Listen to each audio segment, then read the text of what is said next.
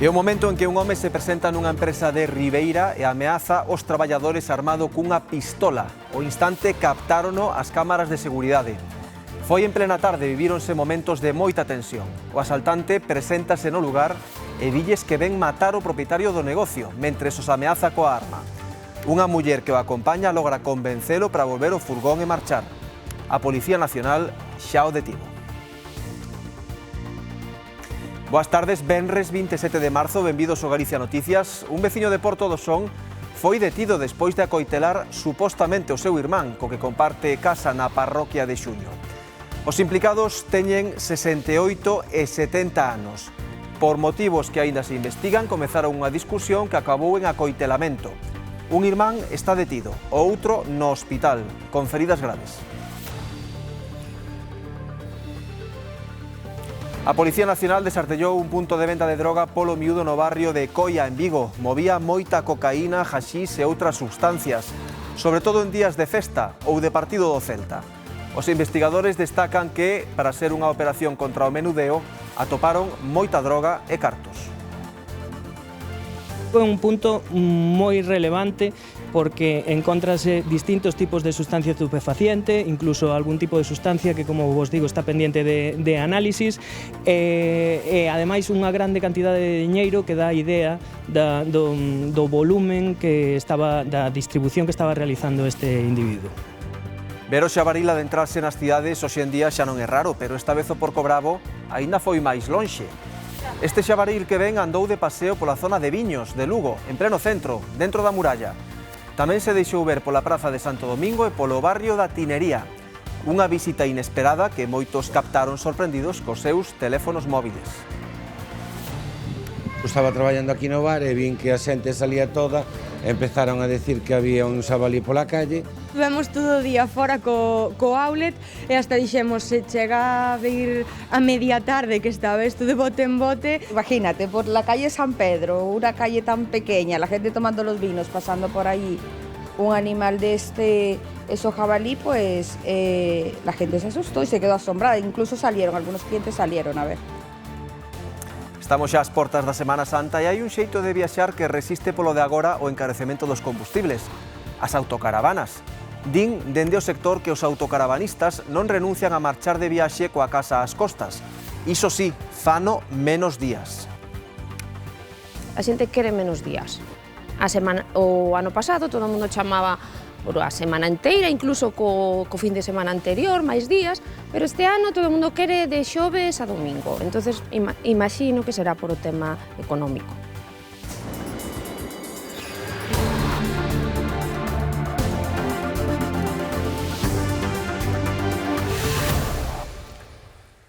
Armas automáticas, machetes, carabinas e mesmo unha espada é o arsenal que atopou a Policía Nacional durante un amplo dispositivo contra o tráfico de drogas no ensanche de Santiago.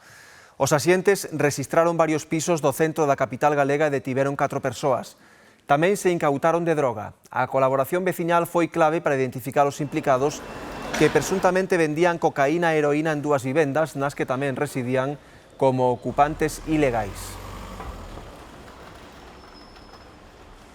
Máis de armas, porque as cámaras de seguridade dun negocio de Ribeira gravaron o tenso momento en que un coñecido delincuente se presentou cunha arma dicindo que ia matar o propietario do local mentres apuntaba aos empregados. O home foi detido pola Policía Nacional, pero a xuíza deixouno en liberdade, unha decisión que indigna a vítima, di sentirse desprotexido pola xustiza fronte á impunidade dos delincuentes. Os cartéis que advirten da existencia de cámaras de seguridade neste negocio de Palmeira, en Ribeira, non amedrentaron o individuo que o martes pola tarde se presentou nunha furgoneta vermella, acompañado dunha muller como se ve nas imaxes da grabación. Accedeu ao recinto empuñando un arma, apuntou a 2 empregados e proferiu ameazas de morte contra o propietario do negocio que non estaba ali.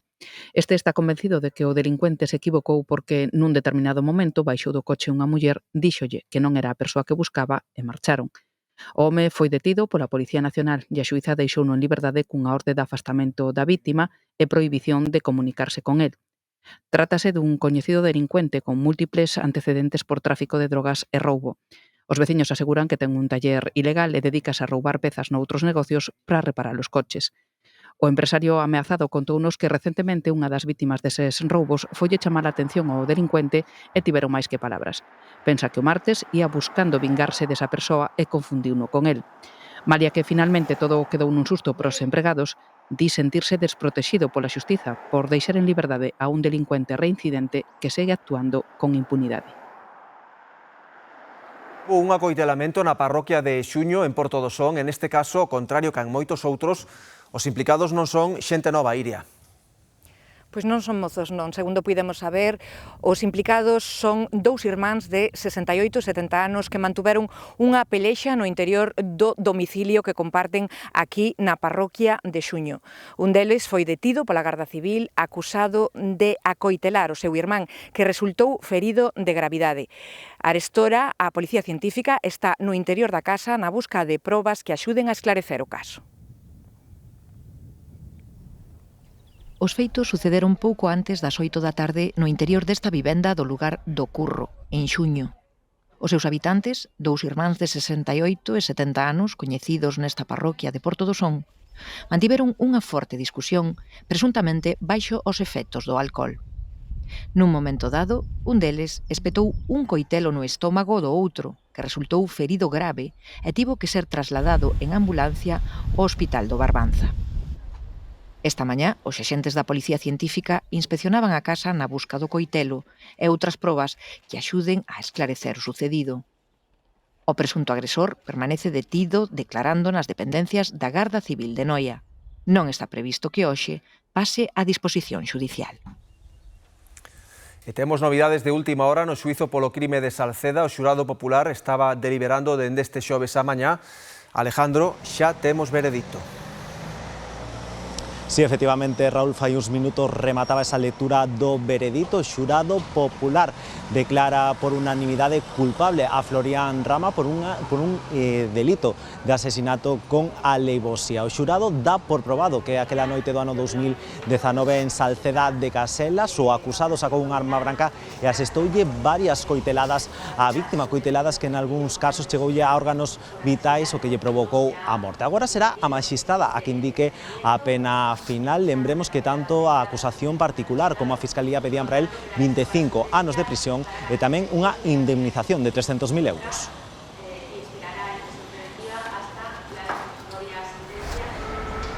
Segue a busca do home que este xoves atracou a punta de pistola unha entidade bancaria na avenida de Castrelos, en Vigo. Segundo testemunhas, ia coa cabeza cuberta cunha capucha e actuou cunha pistola que podería ser de simulación.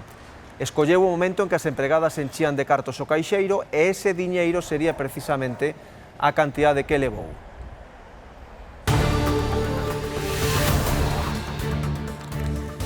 Lembren a noticia da que lles falábamos con anterioridade, un home que acoitelou o seu propio irmán en Porto do Son. El está detido e a vítima ingresada no hospital. A Policía Científica andaba, como xa lles dixemos, a procura de probas no lugar da agresión. Continuamos xa co relato do Galicia Noticias. Son as imaxes dun punto de venda de droga en Carballo que acaba de desmantelar a Garda Civil tras meses de investigación e vixilancia. No rexistro do domicilio, os axentes atoparon preto de 2 kilos de haxís, marihuana e cocaína listos para a súa distribución. Tamén descubriron máis dunha trintena de plantas de marihuana. Hai unha persoa detida. O arrestado, un varón de 28 anos, dispoñía dun sistema completo de cultivo interior. Está investigado por delitos contra a saúde pública e defraudación de fluido eléctrico.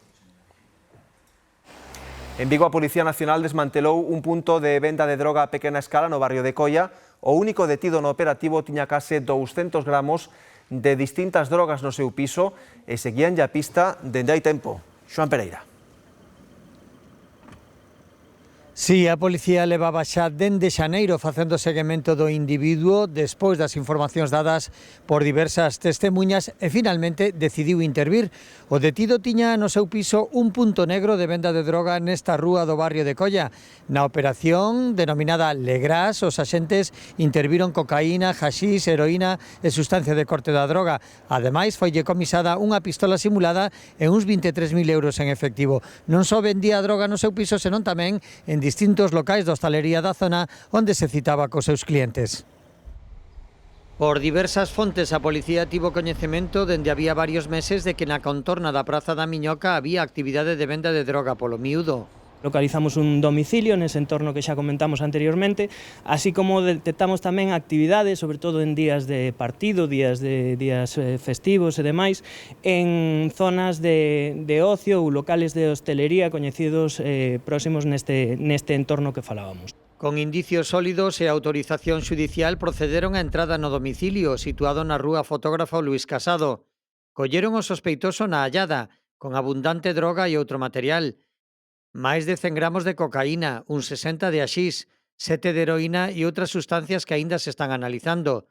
Tiña ademais unha pistola simulada, 23.000 euros en metálico e efectos para a dosificación e distribución dos estupefacientes. Para ser un punto de distribución o miúdo de sustancia estupefaciente, si é unha cantidade reseñable. Normalmente nestes puntos móvense con cantidades incluso menores, no canto de ter unha maior seguridade xurídica ante unha actuación deste tipo como a que levamos a cabo no día de onte. Encontrase distintos tipos de sustancia estupefaciente, incluso algún tipo de sustancia que, como vos digo, está pendiente de análisis, e ademais unha grande cantidade de diñeiro que dá a idea do volumen da distribución que estaba realizando este individuo. Con todo, o operativo causou certa sorpresa entre parte da veciñanza, xa que o detido desenvolvía actividade con discreción, aínda que tamén distribuía droga nos locais do barrio. Salen a mañá, había moita policía, non sabía nin o que había pasado nin nada, pero tamén non me enterei, non sei nin o que pasou. Para min é unha sorpresa, non coñezo ningún veciño que poda ser que me faga duidar que se dedique a iso. Unha persona de mediana idade que xa tiña antecedentes policiais e que coñecía o negocio e que, por tanto, procuraba ter unha discreción no seu traballo. Logo de prestar declaración ante o xuíz, foi enviado a prisión.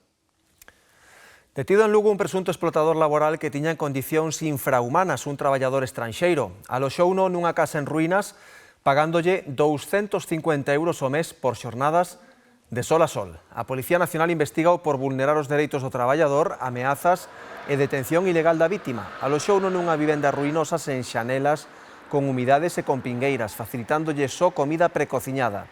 Facía o traballar 15 horas diarias por un soldo mísero, cobrando en total 2.000 euros por 8 meses. Cando conseguiu fuxir, denunciou na comisaría tamén ameazas e agresións físicas recibidas. O presunto explotador pasou a disposición xudicial.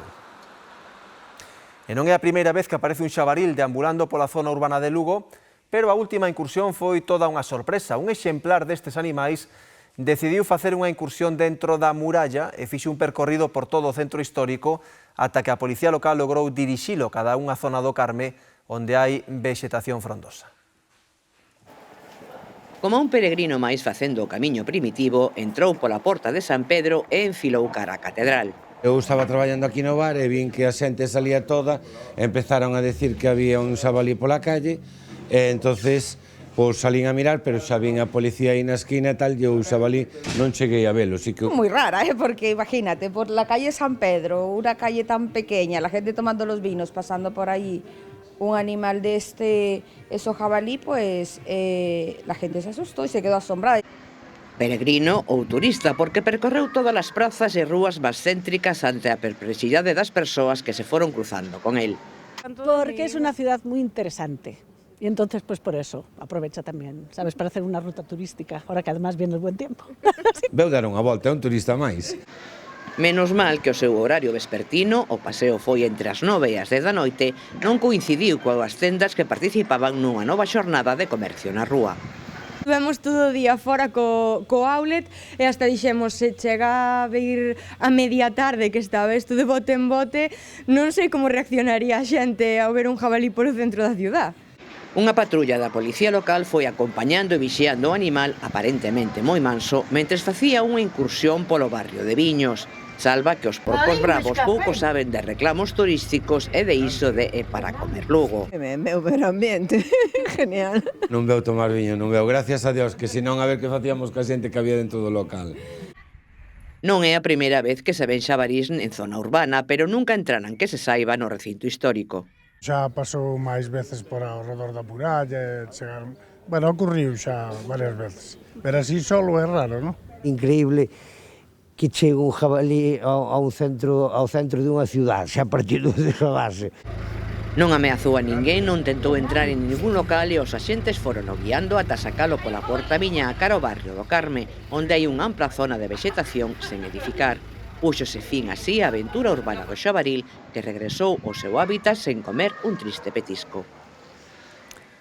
E atención á seguinte historia, 6.000 euros de multa por cabeza é o que se expoñen 3 mozos de Carballo por facer motocross nas dunas de Razo e Baldaio. É un espazo protexido, onde habitan especies de flora e fauna que están ademais en perigo de extinción.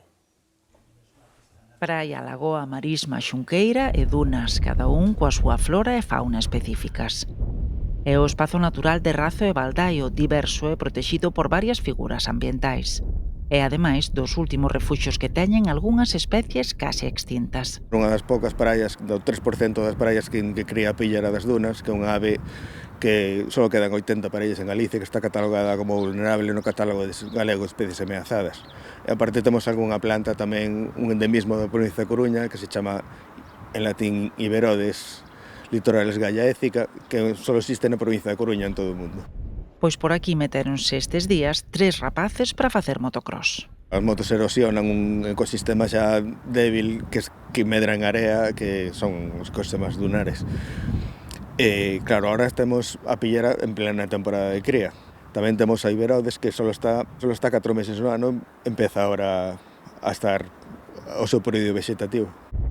Hai conciencia para protexer este patrimonio na zona e, de feito, veciños e paseantes axiña alertaron a policía local en canto viron os mozos coas motos polas dunas. Claro, non se pode. Hai plantas, hai especies protegidas, hai paxariños cos seus niños, cos seus oviños e rómpenos. Non deberían de facelo, pero, en fin, é verdade que de vez en cando sí que veñen por aquí algúns facendo tonto. A estes colléronos, malia que nun primeiro momento tentaron fuxir. A aventura pode saírlles a 6.000 euros por cabeza. Podría ser, ou máis, dependendo se, claro, se afectan a especies ameazadas. Hai 3 anos pasou unha moto e un niño que tiña 2 ovos, pois pisou un dos ovos. E claro, se estamos a falar de afeccións a especies ameazadas, xa non sería unha multa que tenían que pagar. Eso é un delito. Por sorte, casos así son fabas contadas. Polas dunas non teño visto facer dese... A maioría foi o ruto de Razo e Baldaio, por aí pola área. Hasta a ría, xente cos cans, se cadra ven algún chavaliño cun cabaliño por aí andando. Para protexer este espazo, nin sair dos sendeiros, nin ceibar os cans, nin, por suposto, andar con vehículos a motor. Os danos poden sair caros en moitos sentidos. A Semana Santa é sinónimo de vacacións, de moito movimento por estrada, a ver este ano cos prezos dos carburantes, como vai a cousa, e, por suposto, de operación especial de tráfico. Sabela Romar. Operación saída de Semana Santa que comeza en nada ás 3 desta tarde. Máis de 17 millóns de condutores se van a desplazar, esa é a previsión ata o luns día 6 de abril polas estradas de toda España, e case 1,5 millón de coches máis dos que se prevía circularan na Semana Santa do ano pasado. Entre outras cousas, ademais de moito máis tráfico estes días, veremos tamén máis controis da Garda Civil como a este no que nos estamos durante todos estes días. Haberá reforzo da vixilancia, aumenta o tráfico, aumenta a vixilancia, tamén, como dicía Raúl, aumenta o prezo dos combustibles. Esta Semana Santa será moito máis caro encher o depósito do que foi a Semana Santa do ano pasado. A partir das 3 que empeza a primeira fase da campaña de operación salida de Semana Santa, intensifícase os controis e a vixilancia na carretera, pois para evitar distraccións durante a conducción e que os desplazamentos se realicen con seguridade. No lleva distintivo de inspección técnica colocado en el parabrisas, le estamos solicitando la documentación. Una vez comprobada sí que la lleva, se le dice que la coloque, ¿de acuerdo? Que la tiene guardada en la guantera. No llevo lo que es la pegatina del ITV. Sí, claro, sin problema, sí. No, de hecho la pasé un mes antes ya. Pero hacen bien que hagan los controles, está bien. Hay gente que anda sin papeles, sin nada, pues hacen bien. Sin seguro, sin nada, e pues pasan as cosas. Pois arestora serán moitos os que preparan as maletas ou a viaxe dos próximos días aproveitando a Semana Santa. Xentos de viaxar hai moitos, pero semella que un deles segue a estar entre os preferidos durante as vacacións. As autocaravanas, Laura. Si, unha opción para viaxar que medrou especialmente tras a pandemia e que se mantén ao longo dos anos. Agora, ante a proximidade de datas festivas como a Semana Santa, aumenta a solicitude de aluguer deste tipo de vehículos, sobre todo para familias con cativos. Contan dende as empresas especializadas que malia que a demanda non descendeu, si o fixo o número de días da reserva. Buscamos os motivos que levan a xente a viaxar en autocaravana, os pros e os contras. Nós já viajamos talvez há uns 12 anos e eu gosto muito, há quem não goste, mas eu gosto muito. Paramos onde queremos, comemos onde é muita liberdade. Ahora cuando ven el buen tiempo vamos por las playas por ahí y en invierno llevamos marcha para el sur. A ventaja que ten isto é que vas onde queres, onde podes, ¿no? E non tens problema. Aún cae mucha liberdad y podemos quedarnos en muchos sitios, ¿no?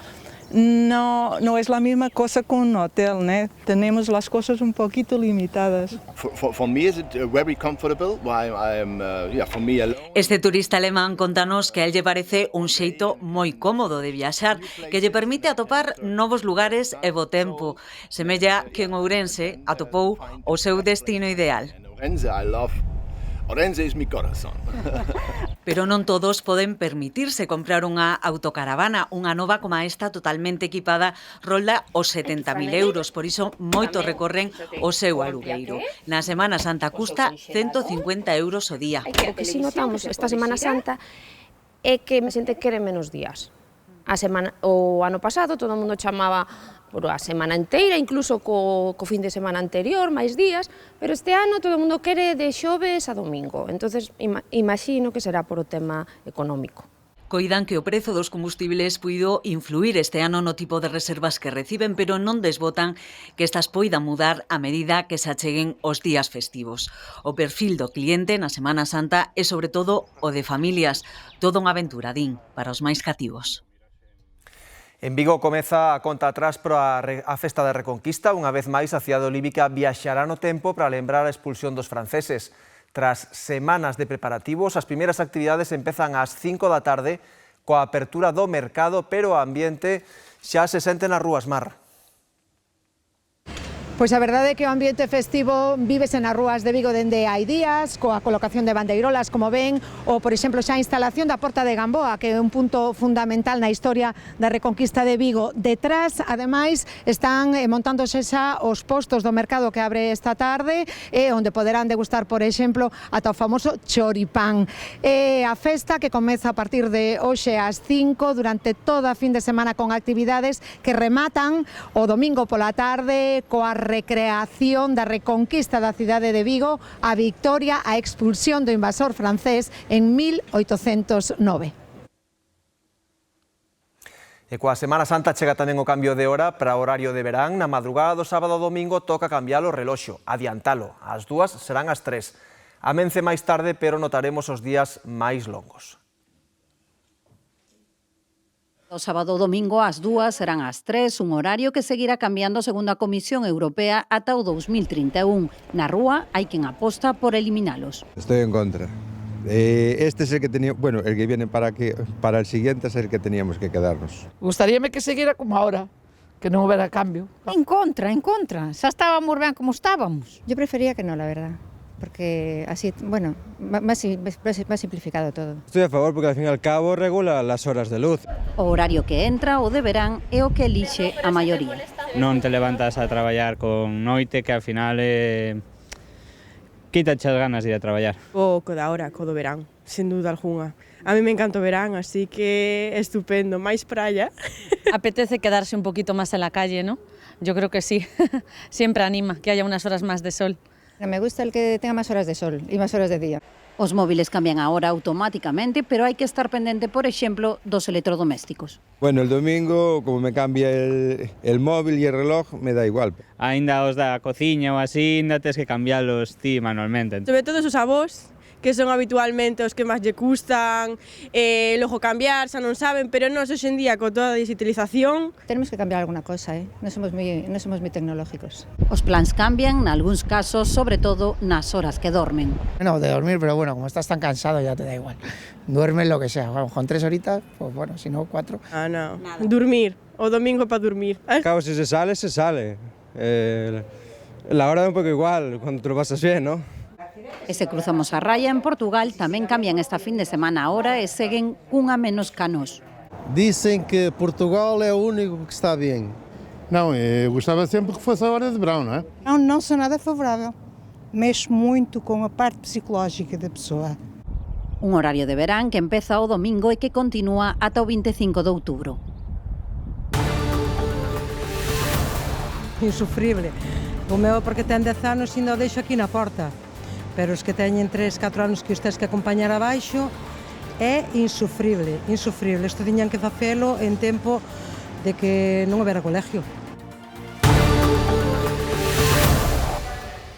Lembramos neste punto a nova de última hora que lles demos ao longo do Galicia Noticias deste venres. Lembren, relación ao crime de Salceda, o xurado popular xa emitiu o seu veredicto, declararon o procesado culpable de asasinato con aleivosía.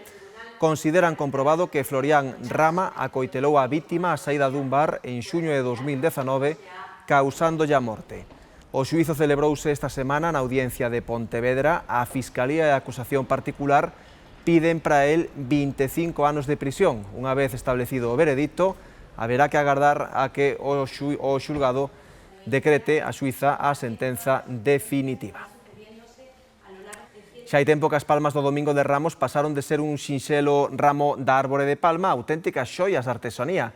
Sabe o ben Nerea España, unha florista de Ribeira de 24 anos que leva 18 perfeccionando esta arte. Nos meses previos á Semana Santa pode chegar a facer máis de 1000. Atopámola no mercado de Noia, un dos postos aos que leva a súa arte. Alí trenza para nós e para todos os que se interesan polas súas palmas.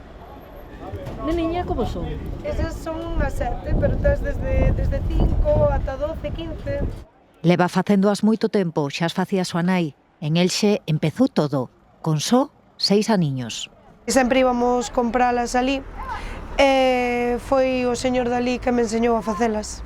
Son moitas horas de traballo, eu ao ter a floraría fago no meu tempo morto, entón empezo en decembro, os sábados pola tarde, domingos pola mañá e cando me dedico a elas. Entre as 1000 e algo, moita xente non o valora, pero leva moitas horas de traballo detrás. Pero, por suposto, hai quen sí. Este é un arte, solamente un arte. Eu vivo en Inglaterra e lá nomás que hai palmas destas, pero estas non. Puño na casa porque eu sou moi religiosa. É como unha alabanza, se coloca na entrada dunha casa cristiana, eso quere decir que ali como o rei da casa é Dios, Jesús. La humedeces un poquito con agua y la dejas en la bolsita, así la cierras con un lacito este domingo, ¿vale? Para mantelas intactas, para que luza un traballo artesán, coidado, minucioso, que no caso de Nerea, lle sae só. É algo mecánico. Acostúmaste a podelo facer sin mirar directamente a ela. Moi traballadas agora mesmo, pois por exemplo aquí teño a de 2 pisos así, que sería unha das que máis traballo teñen. Sempre cando nacía un pequecho querían unha palma para el. Decidimos buscar de facer un tamañiño máis pequeno. Eu vexome facendo, as miña nai ten 67 anos, eu polo menos ata ali chegarei. Coas mans de quen pon en valor unha arte e unha tradición trala súa ollada. É un plan atractivo para desconectar e gozar de plena natureza, topámolo para estes días en Neda. Alí unha parella de educadores ambientais restauraron un muiño con 2 séculos de historia e agora ofrecen visitas guiadas e interpretativas. Buscan poñer en valor o patrimonio etnográfico e natural deste concello coruñés. Ubicado nun enclave natural privilexiado aos pés do río Velelle, en Neda atopamos o Muiño do Carrizo. A finales del 18 ya se fundó la fábrica de papel, un edificio sólido de piedra que iba destinado a hacer naipes, papel de estraza, papel ordinario y según los registros, 1873 ya pasó a molino harinero. Lo llevaron varios propietarios hasta que en 1945 lo reformó Alejandro y Elvira, llamado o Muiño do Carrizo. E así funcionou ata os anos 80. Despois de 4 décadas de abandono, Lola e Xavi, hai 3 anos, quixeron recuperar esa esencia complementándoa cunha morea de actividades interpretativas de educación ambiental. E para elo contan cunha leira de 5 hectáreas onde estes animais son os protagonistas. Estos animales autóctonos son la base de esta finca, porque son los modeladores del paisaje, son los que desbrozan, son los que dejan intactos ciertas especies, otras las controlan, abonan, frenan la erosión y eso pues es un recurso imprescindible para la finca. Agora, este espazo divulgativo está aberto ao público. Lola e Xavi, ao longo de 2 horas, serán os encargados de conducir as visitas. Aquí, desde que lleguen, podemos ver el molino, las construcciones, luego pues los animales, que podemos interactuar con ellos, son todos muy mansos, se pueden tocar y bueno, y depende también de la temporada que sea, pues habrá unas actividades, habrá otras. Por ejemplo, pues el huerto, la esquila de los animales, cuando nazcan los animales pequeños. Unha atractiva proposta dirixida tanto a maiores como a pequenos e que xa se pode reservar no número que aparece na pantalla. Entre as propostas de turismo de natureza para esta Semana Santa topamos a do Concello Coruñés de Vilarmaior, que conta co labirinto vexetal máis grande de España. Nas instalacións prepáranse para dar comezo este sábado a unha nova temporada de visitas.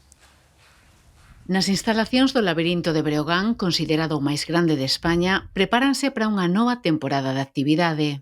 Bueno, o tempo dan para a Semana Santa dan bon, o sea que as expectativas son positivas.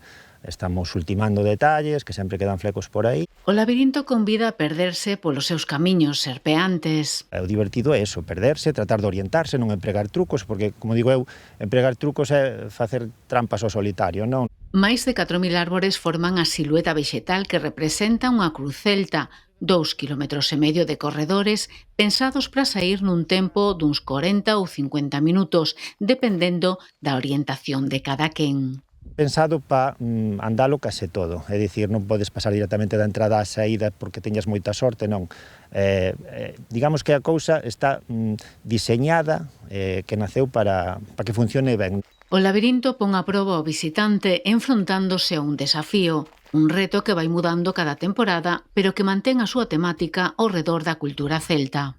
Cada ano cambiamos o xogo, o reto que temos, a veces unha vez pois puxemos símbolos celtas, outra vez eran costumes celtas, este ano ten que vir con crucigrama, vamos dando un xiro ao reto que temos. Unha proposta accesible para quen busca desfrutar dun plan de lecer en plena natureza. Unha escapada ao rural, xente incluso que se hospeda en aloxamentos rurais, pois aquí teñen lecer sin sair do rural. Un plan diferente e moi próximo á ruta dos petróglifos do mesmo concello de Vilarmaior.